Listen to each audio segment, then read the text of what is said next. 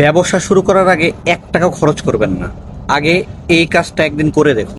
আপনি যে বিজনেসটা শুরু করতে চাচ্ছেন এটা চলবে কিনা এটা জানার জন্য লাখ লাখ টাকা ইনভেস্ট করার প্রয়োজন নেই। শুধু একদিন মার্কেট রিসার্চ করুন।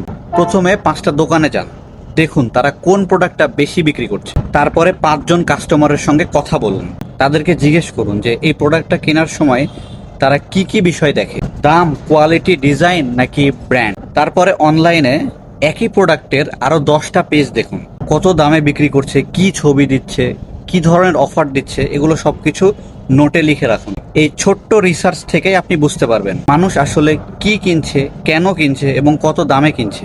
তারপর ব্যবসা শুরু করুন, কারণ আন্দাজের উপরে ব্যবসা শুরু করার থেকে সঠিক ইনফরমেশনগুলো গ্যাদার করে সে বিষয়ে সঠিক জ্ঞান অর্জন করে ব্যবসা শুরু করা সবচেয়ে বেশি বুদ্ধিমানের কাজ।